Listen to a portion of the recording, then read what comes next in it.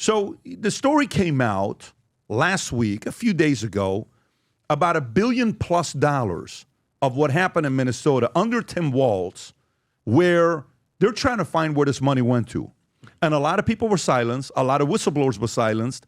A lot of people got in trouble for even commenting about it. Eventually it got to a point where people were sick of it. They're like, no, we have to talk about it. It got pretty nasty. Now Comer is targeting Walz in his Newhouse investigation, citing $1 billion in alleged Minnesota fraud. Kristi Noem comes out and says 50% of Minnesota's visas are fraudulent. And there's a couple things that happen. I just want to share this with you, and I want to get some of the guys' thoughts here from the business perspective. Rob, which clip is this one here? This is just a local news in Minnesota covering the investigation into Tim Walz. Okay, go for it. Could some of the money stolen in one of Minnesota's fraud cases have gone to a terrorist group? That's what the federal government is now investigating. U.S. Treasury Secretary Scott Bessent blames Minnesota Governor Tim Walz and the Biden administration, saying they are investigating allegations that hardworking Minnesotans' tax dollars may have been diverted to the terrorist organization al-Shabaab. Republican members of the Minnesota delegation called on the U.S. attorney to investigate those allegations late last month. President Donald Trump has repeatedly blamed Governor Walz and Minnesota's Somali community for fraud and crimes in the state. Okay, so that's that clip. Now, Rob, if you can go to Kristi Noem, what she's talking about with the visas, because there's just a lot of stuff that's going on over here. This video was dropped yesterday. Go for it, Rob. You told me to look into Minnesota and their fraud on visas and their programs. 50% of them are fraudulent, which means that wacko Governor Walz either is an idiot or he did it on purpose. And I think he's bold, sir. He brought people in there illegally that never should have been in this country, said they were somebody that they're not. They said they were married to somebody who was their brother or somebody else. Fraudulent visa applications, signed up for government programs, took hundreds of billions of dollars from the taxpayers, and we're going to remove them and we're going to get our money back. Okay, so Jeff, when you're hearing what's going on with Minnesota, I don't know how close you're following it. What are your thoughts on what's going on there? I think there's people have a fundamental reaction to what's going on there. And it's, the idea for the American dream or the American, you work hard, you do your own thing, you get ahead that way. Yep. And so we have this fundamental reaction to stories like this where people are basically stealing. I mean, the fact that it might have been funneled to terrorism just adds another layer to this whole thing, another disgusting layer to everything else. But it's a symptom of what I think a lot of people have come to just expect. The bigger government gets, the more people have their hand out. And was anybody really surprised by this? When the news came out, it was like, yeah, I guess, that sounds, it's horrible, it's not great, but I don't know if it's a surprise part. I think, will there be accountability part? That's what I mean. Yeah. People have gotten to the point where we just expect it because there never is accountability. Yeah. People, they're stealing from the government all the time. And when we hear about it, maybe once in a while somebody gets fired or, they have to go on vacation for a couple weeks. You never hear somebody going to jail for it. There's no deterrence. And it gets back to the idea of the uniparty. Everybody's protecting their own because everybody's using the government as some kind of payoff scheme. We have to pay off a constituency, we have to pay off somebody over here, and everybody wants to do it. So we just use the government piggy bank to just channel funds wherever. There's never accountability because it's too convenient. Tom, what do you think? Well, here's what I think. First of all, if you think that the fraud in Minnesota is big numbers that are kind of eye-watering, just wait till you see the same sort of visa fraud, SNAP fraud, and Medicare fraud and welfare fraud that's in California. It will make the numbers in Minnesota look like a child's allowance. We're still trying to figure out what the COVID fraud was. I mean, the numbers for that. Thank you very much. Yeah. Exactly. That's where you start. So in Minnesota, there's two sides to it that I see. Side number one, Democrats try to get what they believe is good use of government funds to give welfare to these people, voting blocks. So they feel they're giving it to voting blocks. Now, there's half of the Dems that then turn a blind eye because they know exactly what's going. It's remittances. And when you just see remittances as a code word for exported money, when you see that, how much did the Somali community go to banks that we can track transactions, Pat, and send money overseas, remittances. It goes to al-Shabaab. You can also see, if you study, what are the size of remittances. You know what?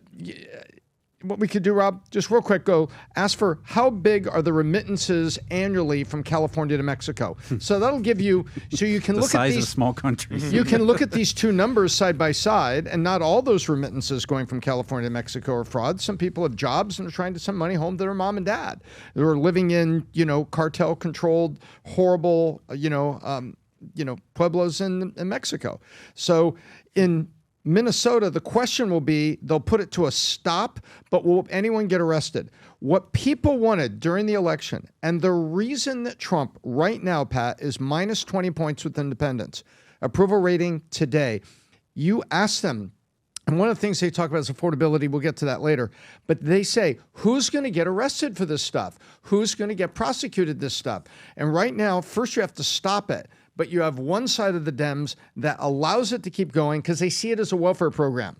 They know the cheating is going on, and they just see it as means of people that are, getting money to live. And then on the other side, you have Dems that know damn well that it's going out in remittances, but maybe they didn't know it was al-Shabaab. But when it all hits the fan right now, this is where the Dems run for cover. But this is one of the things that the president ran on. I'm going to stop the fraud. I'm going to drain the swamp. And somebody's got to get arrested. The American people want somebody to get arrested. They want exactly what Kristi Noem said, and they want it backed up with handcuffs.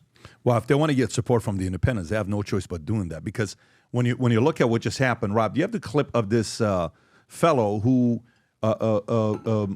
went and met somebody at 15 years old on Snapchat, and then it takes a girl into a place, rapes her, and then is let go of this entire incident that took place. Go ahead and play this clip. Watch this, folks. Very disturbing when you watch this on why people are upset with what's going on in Minnesota. Go ahead, Rob. A man out on probation for sexual assault is charged once again. This time, prosecutors say he picked up a woman he met on Snapchat and raped her at a hotel in Bloomington. Now, prosecutors once called this man an extreme public safety risk, but he never spent a day in prison for his previous crimes.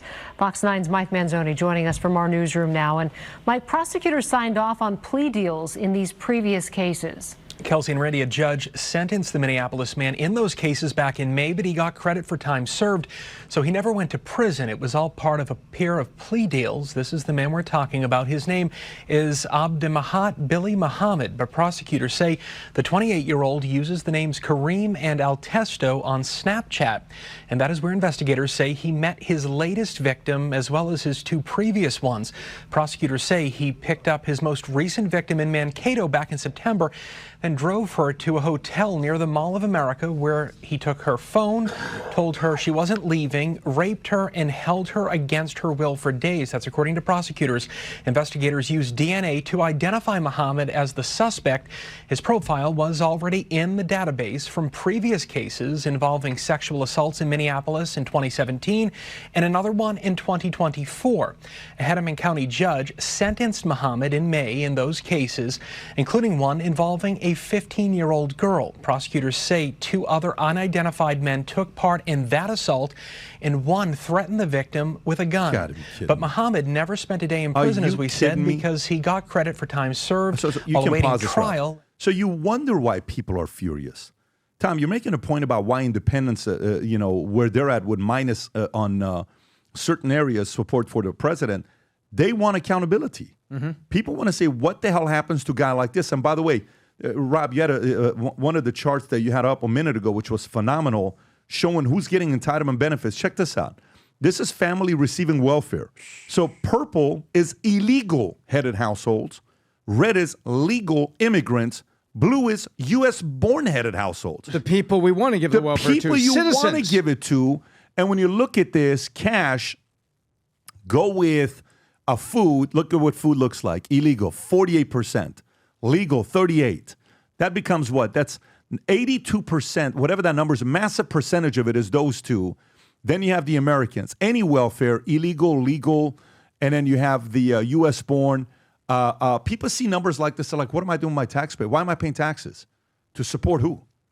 To support people? I ran a poll the other day, Rob, if you want to go to this poll, just to see what the audience was going to say. Is it going to be, look at this poll here. Should illegal immigrants get SNAP, Medicaid, and welfare that U.S. taxpayers fund? Look at the percentage. It's not even like people, you should read the comment section like What kind of a dumb question is this to ask? Exactly. It's crazy that you have to ask dumb question for the world to see that 92.4% says this is a terrible idea, but it's happening in America. Brandon, where are you at with this? Yeah, so a lot of things here. I mean, I'm going to go to kind of a weird place with this, and I've been feeling for a while. In a weird place. Yeah, I know. Right. I think that it's always bad when you have a politician who doesn't come from a position of strength financially, because I think the best and most refreshing thing about Trump is that he was able to go in and boldly say whatever he wanted to without really being worried about the financial consequences for his campaign. And like whenever you're leaning on your political position as like like your source of income or your way of life, you're kind of a captive to what the people who helped you get into power want you to do. So like the people like Tim Walz, the potential for corruption or doing things with money, the funding money that you shouldn't do is it's obviously much higher than somebody who comes in there with money who's just thinking about what's best for the people. So I don't know. I think that there's something to be said or considered for like people who go into politics should come from means financially, because I don't think the people who can't run their own lives or haven't shown they could run their own lives well are going to run the country well. And then, that goes into like all the other stuff. And too. by the way, if you think about how it was in America in the first place, you didn't just do politics full time. Right. It was a form of service. Make your money, take care of your family, then get into politics, give back to the country that gave you. Mayors didn't get paid salaries. People were not getting paid salaries. It was like, I'm doing this because I'm giving back to the country that gave me what I. Now people are going in as a business model of how to create wealth. Yeah. And that becomes a problem. Jeff, you look like you want to say something about this. No, I think that's fundamentally the issue here is that government has become a business. Right. It used to be a purpose. The purpose was how do we best serve our citizens? And how do we draw from the citizenry to accomplish those goals? And somewhere along the way, the bigger government got, it became a business. It became a racket. That's why people recoil at this, because why are all these illegal immigrants coming to the U.S. and signing up for what? You do that. You get paid. Of course, you can't blame them in some respects because that's what everybody does. It's become a big business, and you have all of these NGOs and nominally philanthropical enterprises that are set up to help people, and they tug on your heartstrings and say, yeah, these are poor people that need help. Yeah. It's just a huge business, and that's what people are really people know this. They know that's a business, and it's fundamentally un-American. I agree. It's becoming more and more public. Go ahead, Brandon. No, just think of how bad of a return on investment this is, where 50 to 60% of our budget goes towards entitlements, and then that's where the entitlement money is going to, and then we have to go to like another 2 or 3 trillion in deficit spending. So if it wasn't for this waste of money, we wouldn't even have to go into deficit spending, which is the reason we're at 38 trillion in debt, because we've done like 2 or 3 trillion in deficit for the last 30 years. The thing is, I'm sorry, American people are incredibly generous, and they have been for a long period of time, but you don't, Alexis de Tocqueville, way back in the 19th century, marveled at how Americans would gather together in communities to help people who are struggling. There's always that undercurrent of, if people are struggling, we want to help them. But this is not that. This is something fundamentally different. That is, by the way, that is by choice. Then there's by force. The choice is what Michael Dell and his wife are choosing to do. And I want to stay on the Somalia story, Rob. Is this the president commenting on what's going on in Minnesota? Is that what this is? Yes, this is yesterday during the cabinet meeting. Okay, I want you to watch this. Watch what word the president used and how tired of it he is himself. Go ahead, Rob. And they contribute nothing. The welfare is like 88%. They contribute nothing.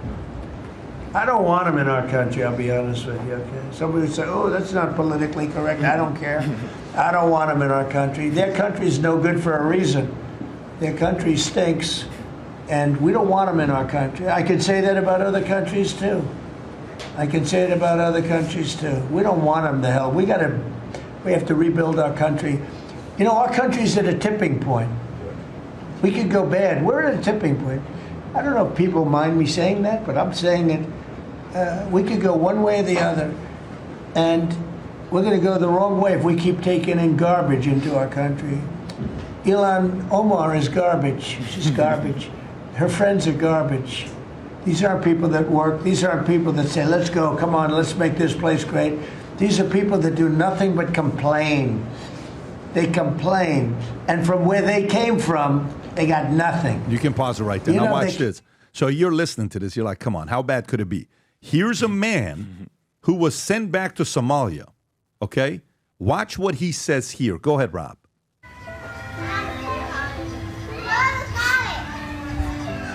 waa la siray ana maxaa u maleynaayay Dubai intii la wado baasaboorkayga waa laga qaatay waa celisaa ku jiraa intuu qof embassy la soo hadli karo ilaa ka baqdo la soo hadlo I'm Dali. I don't want to be here no more. I'm so tired of being here, this place. This is where I'm living.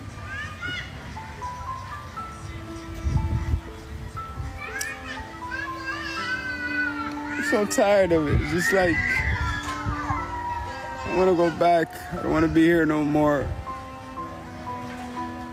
I don't cut my hair. I don't shave. I don't do nothing.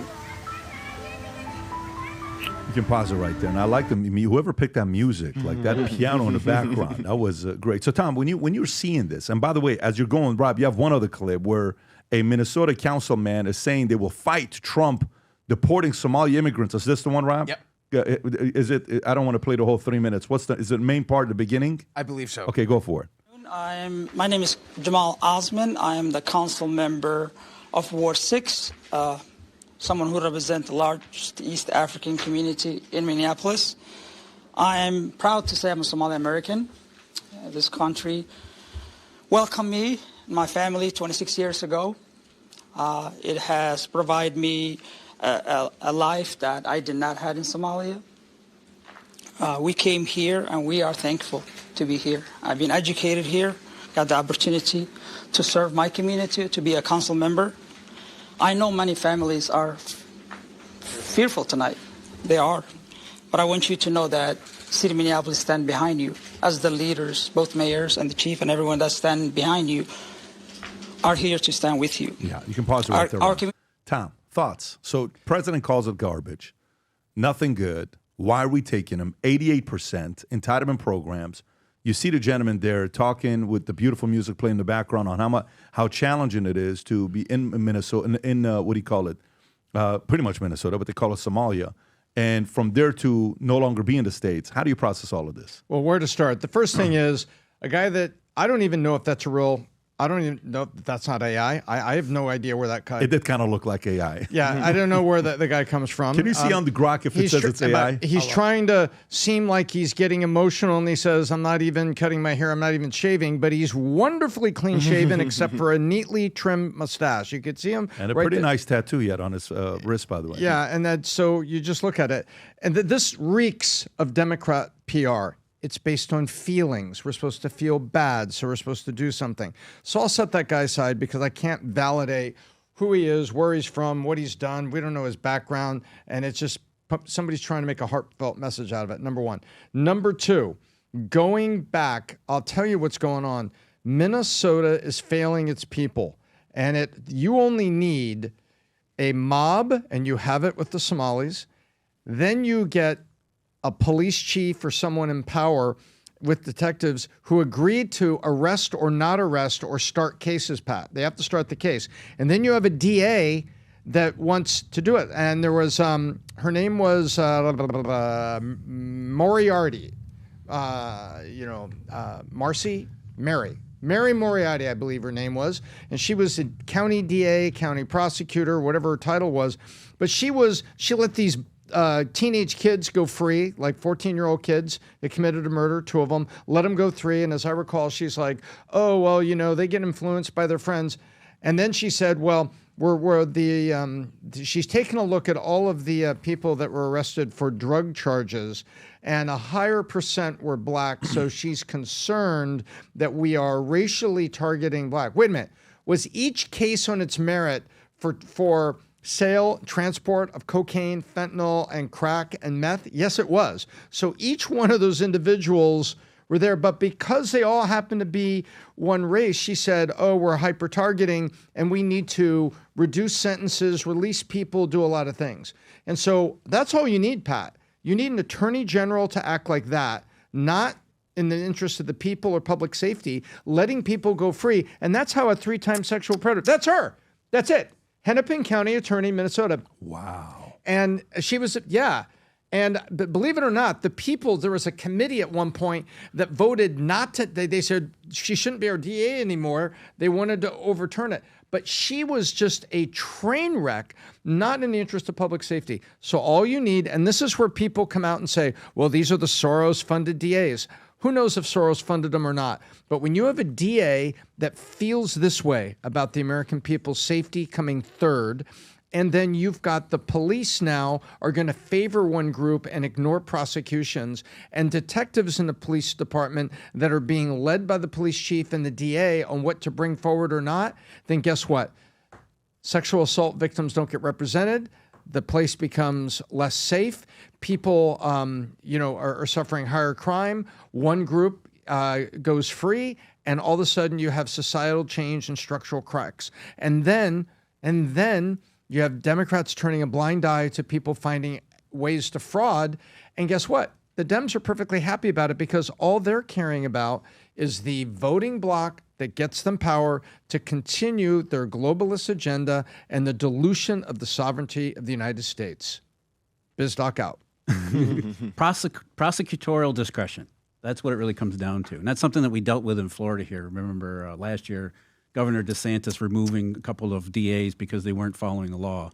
I think that was, to your point, that was a targeted effort by, whether it was Soros or what, doesn't really matter. Let's just say bad DAs that are now criminal justice minded. They can't win at the ballot box, which is box, a code right? word for not protecting the populace. They can't win at the ballot box, so they seek a backdoor way to implement their same policies, and they've used every tool available, including prosecutorial discretion, which is what we're really talking about here, and that's it's rampant.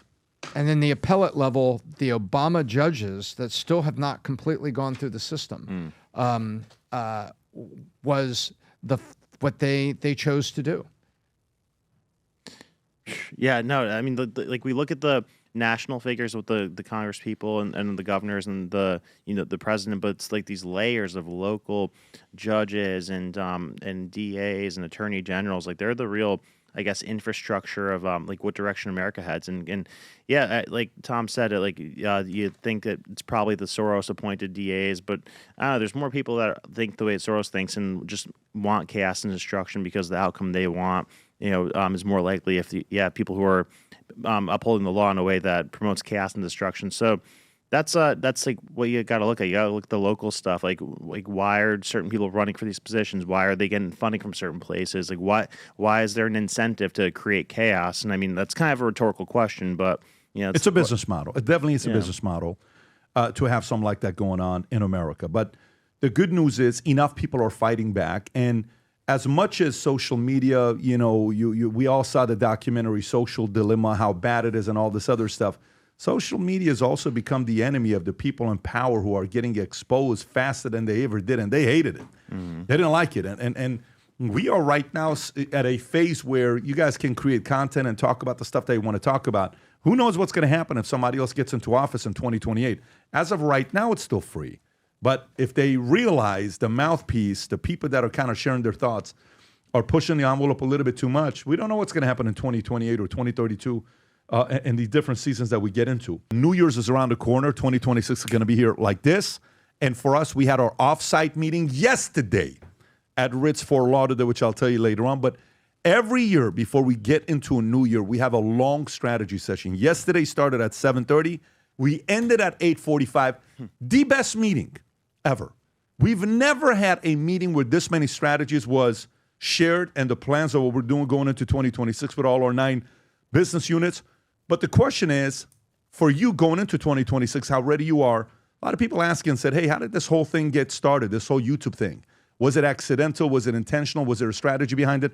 I want you to watch this video, and then you'll see what I'm talking about in regards to December 12th. Go ahead, Rob. So in 2013, we started a YouTube channel called Valuetainment. In the first year, Valuetainment got 167,000 views. That's it. And we were ecstatic. The next 10 years, total, we got 491 million views in 10 years. You know how many we got last year? 1 billion views. You know how many we got last quarter? Last quarter alone, all social media and our YouTube channels combined, YouTube is 700 million. Social is 900 million. Combined nearly 1.6 billion just last quarter. Why? Because every single year we would plan for the following year. And I would watch everybody say, well, I don't need this. Every year we would pay to see how we can make our YouTube channel tighter, data, stats, all of it. If you're watching this, you said, man, I want to be able to plan for next year as well. Fantastic. December 12th, I do an event every year called the Business Planning Workshop. If you haven't yet registered, click on a link below, get registered. I'm going to share with you our numbers, what we're going to be doing, and you'll be able to apply it for your business plan as well. I look forward to seeing you there. There you go. Everything comes down to a plan. If you haven't yet registered, December 12th, go to the link below, get registered. Let's spend an entire day together. People from around the world are going to be on. There's going to be tens of thousands of people on. Companies are sitting and watching the whole thing with their employees and their sales team. Go to bpw.bedavidconsulting.com to register or click on the link below. If you enjoyed this video, you want to watch more videos like this, click here. And if you want to watch the entire podcast, click here.